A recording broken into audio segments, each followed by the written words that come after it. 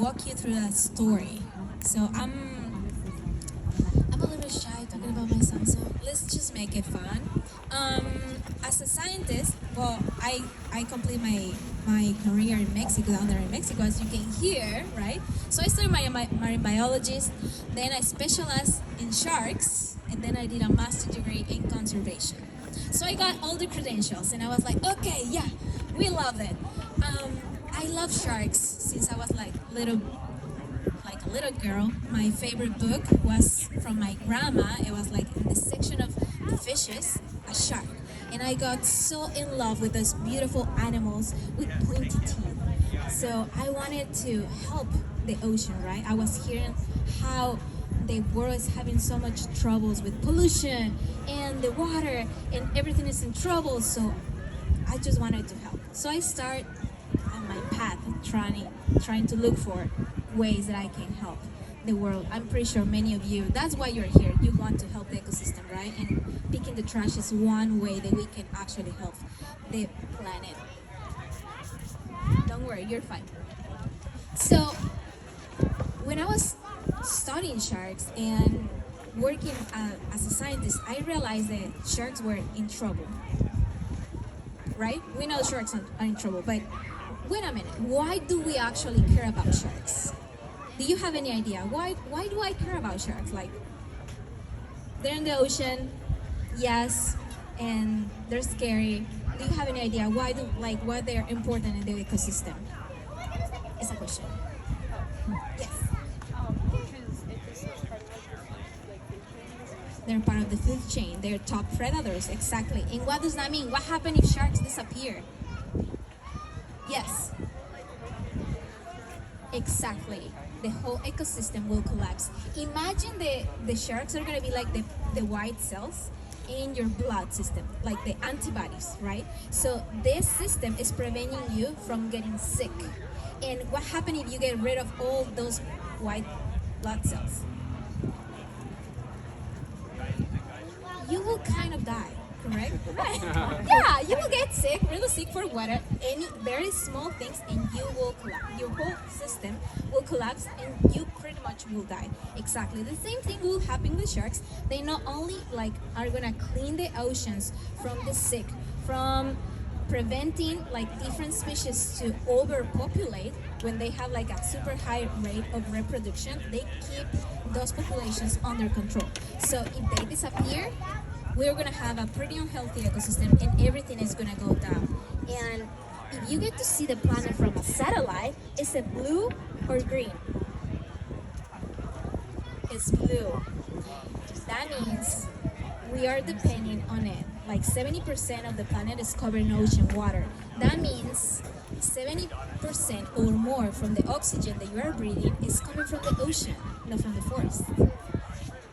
So if the ocean gets sick, we're gonna have really big troubles surviving in this planet, right? So, okay. So sharks are important. We have to protect them, and we can still eat them, right? So we're good in that? Yeah, we agree? Can we fish sharks? Yes? No! It's not okay to... It's a big problem. But why? Because sharks, as being a top predators, they're gonna have a very small percentage of babies every time they reproduce. They're gonna take, some of them, 15 years to be able to be mature, sexually mature, to start having babies.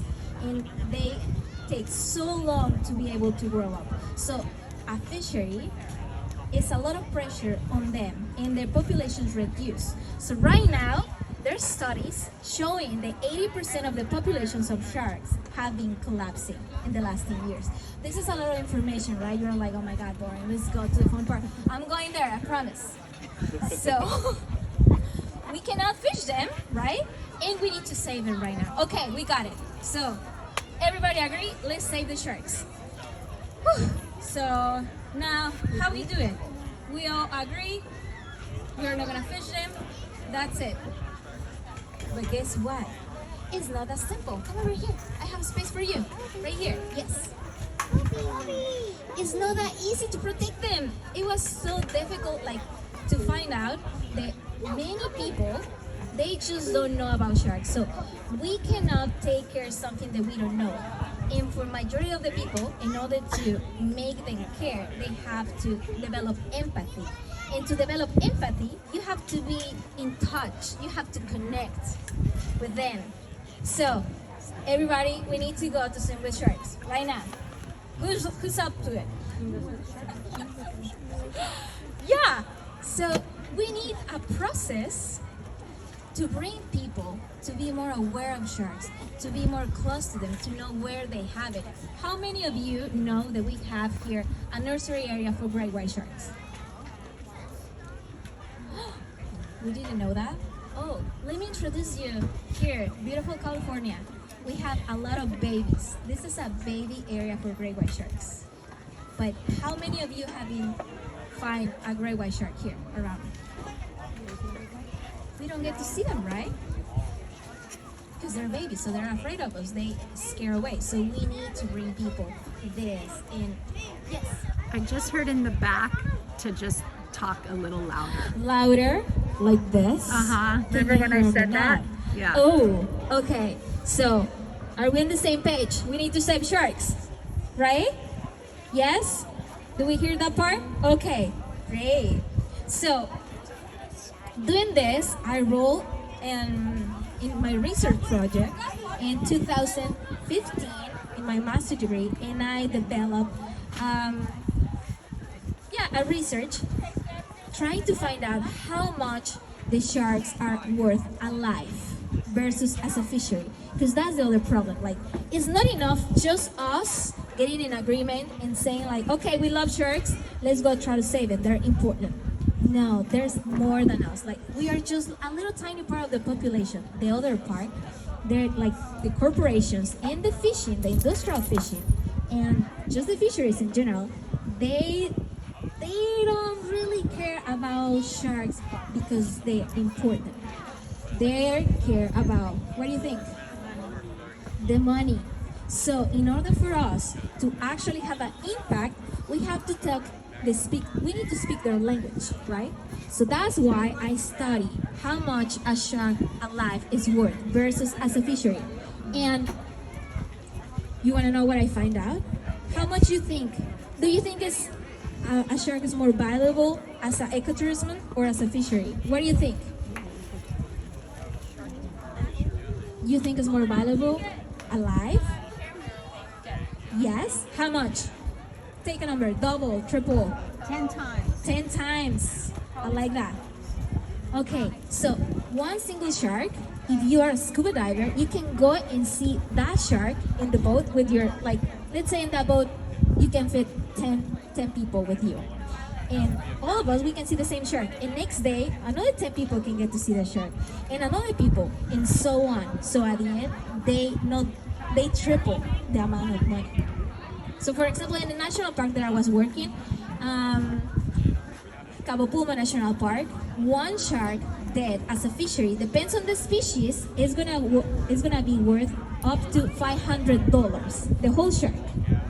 But as an ecotourism, it's gonna be worth $8 million per year, and that was just in 2017. So by now, that amount must be double or triple because we have more ecotourism right there.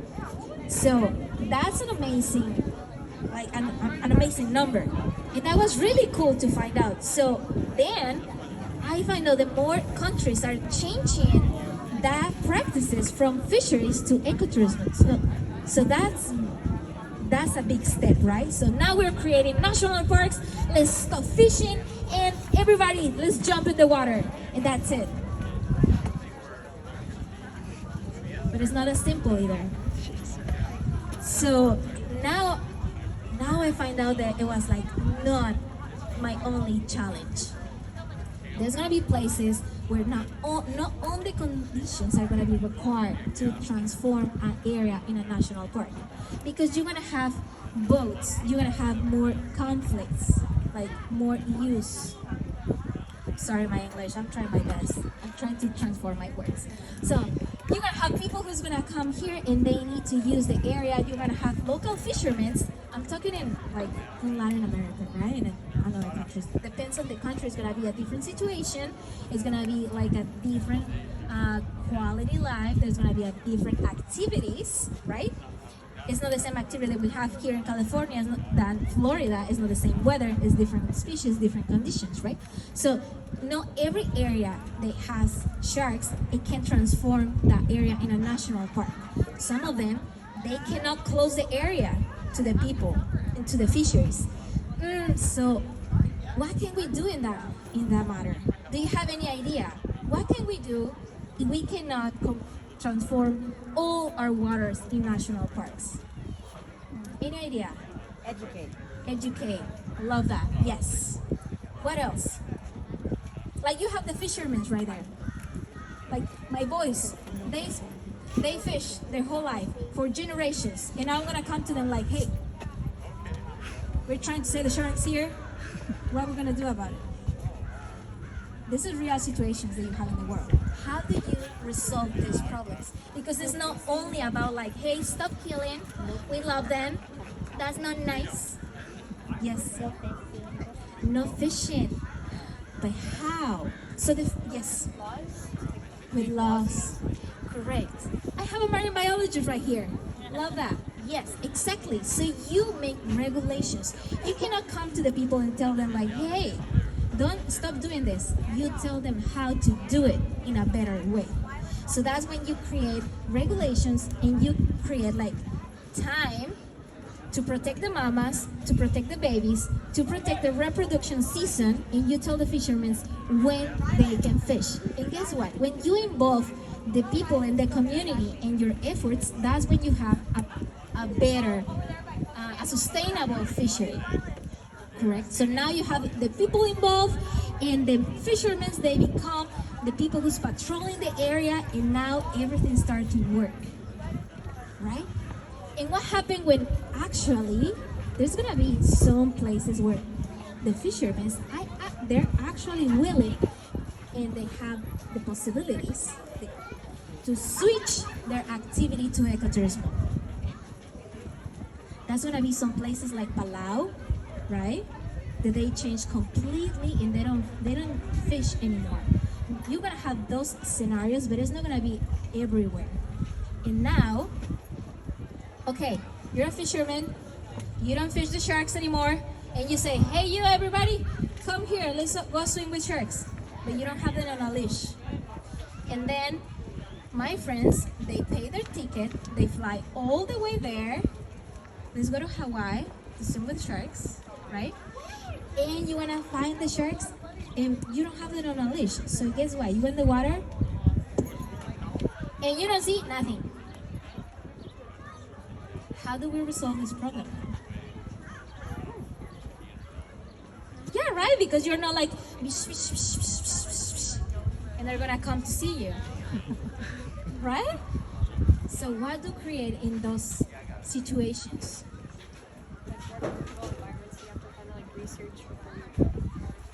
Yes, you can carry on a research to see when is the season to get to see the sharks. I love that. Yeah, correct.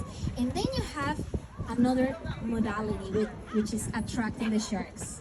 I know. Before you get up, I know that's not the idea. We prefer to not change the behavior of the animals, right? We prefer the natural, pristine conditions. But again, if you have these people who were fishermen for generations and now they're trying to switch their activity and they don't get to please the people who's coming the tourism, they're not gonna be able to earn an income and they're gonna go back to fish. So just I was talking about like a few minutes ago, you're gonna have it's no black and white. You're gonna have the whole spectrum when you're trying to preserve and have conservation efforts. So the best way is a national park, no one touch anything. You just come here and observe, right? Then you're gonna have the one who are protecting them. They're not fishing them, but they're attracting them. Yes, they're changing their behavior, right? yes, you're gonna have to have like more skills and just go with professionals, so you reduce the risk because they're predators and they're attracting them. And then you're gonna have the places where they still fish them, but they do it in a sustainable way. So you have the whole spectrum, right? And this is the message for you. We don't need to be perfect. Like preserving our species and saving the ocean is not about being perfect. Go vegan, everybody. It's doing anything that you can do in switching your habits, your mindset, just to be willing to do whatever is comfortable for you to add more to this. So we have only 20 years to change our mindset.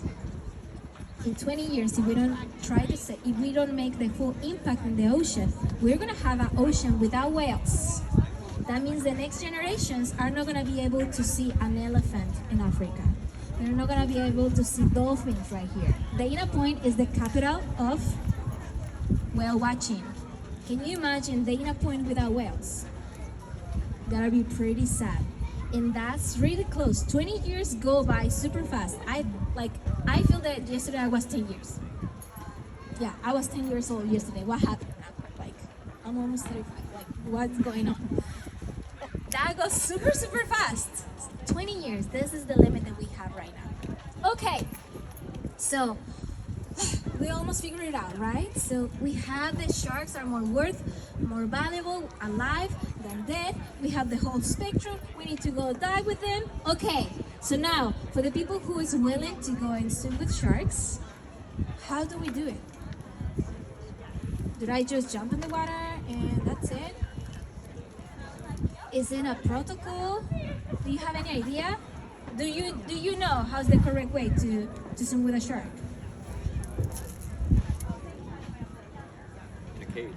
In a cage. That's a good one. Yeah, in a cage. So you are completely safe inside.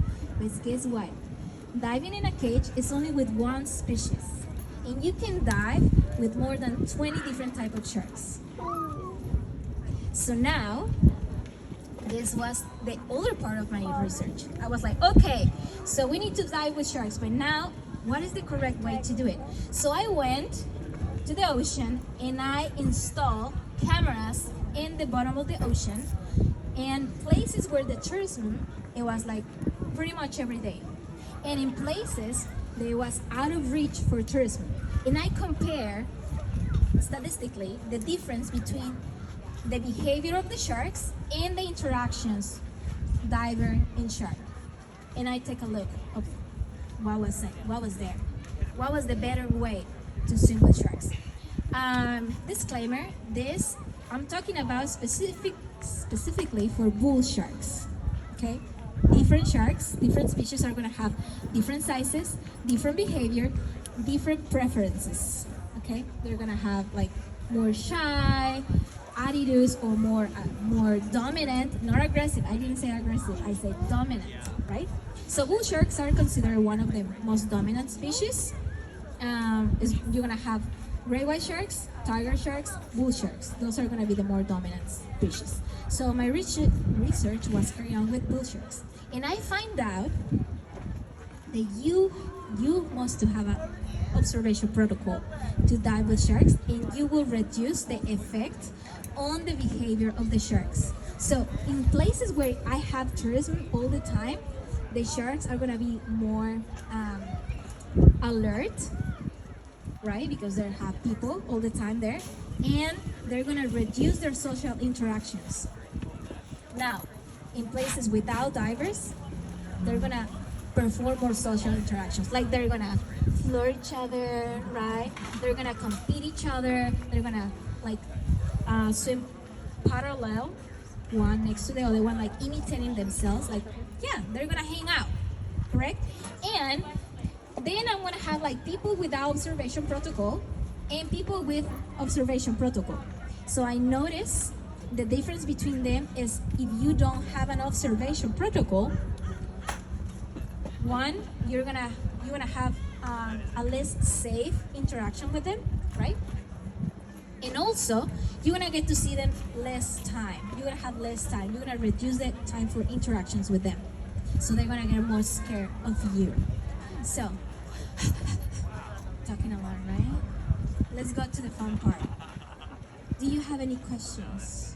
Would you like to swim with sharks? Now, after all that path, I find out that I need to translate all that sciencey stuff, like here to the people, right? So we can have like this. Can you hear me? Yes, yes, okay. So I find out that I need to transition now from the science world to educational world to bring this to people to reach, like for everybody to be able to reach it. So now one of my passions is to encourage women who wants to dive with sharks. I'm not recommending you to go swim and jump in the water. I love that. That's my passion. I'm not recommending it for you. You can do whatever you want, but if you really want to dive with sharks, I can give you all the tools to reach that in a safer way, right? We always have to remember that those are predators, and we are in their space, okay? And at the same time, they need us. So, who would like to go to swim with sharks? Yes. Yoo-hoo. Okay, so questions. Now I'm gonna open it up. So questions that you have. Like you can get everything you want from me. Now, what is your first question? What would you like to know before you go swim with sharks? Yes. Where have you dived and been swimming with sharks? Okay. I've been in a few places, but what if I tell you the species of sharks that I interact with? Okay, so my first encounter in the water with a shark was with a bull shark. It was 7 bull sharks. I specialize with them, so most of my dives have been with them. But I saw also, of course, whale shark, which is like the biggest shark in the ocean. White tip, black tip, lemon shark. I don't remember from the top of my head. Like at least 8 species right now. Yeah. Do you have any? Like what else? What kind of shark is from there? Yes. Thank you for asking that. So, those are gonna be the different kinds of teeth that you can find in different species. So, scientists we use the teeth to identify species of sharks. So, you're gonna check out not only the size, but the shape, how curvy it is, and if it's smooth in the size and the outside and the inside, right? So this one, for example, is gonna be a mako shark loja. A mako shark, yeah. So they're gonna have different areas, and they're gonna be pointy and smooth in the edges. So that's telling you that it's gonna function like a fork, right? So it's like the tools that you use to eat, like a knife or a fork. So when you have a knife, it's gonna be for cutting, right? So those teeth are gonna be like the bull shark teeth that they need to have, like, how do you call it? Serrated, exactly, to cut like strong things. For example, a turtle, right? Like the shell of a turtle, so they need to crack that and open it. If you have this is gonna talk to you about where it's living and what it's eating. So because it's smooth in the edges, I'm gonna say like this, it's like a fork. So it needs to grab, hold, and swallow. So this animal wants to live in the open ocean, like a pelagic shark, right? So if you come closer after, like when you can get up, you can come and see some of the sharks that are gonna be serrated, right? And by the way, this is a megalodon tooth. If you've never seen one, this is your opportunity to come and compare your hand with the tooth of a megalodon. Yes. So different shapes and different sizes are gonna tell you about what the animal is eating and therefore where it's living, right? It's not the same tool that you're gonna use for eating a soup than eating a steak. Same thing with sharks.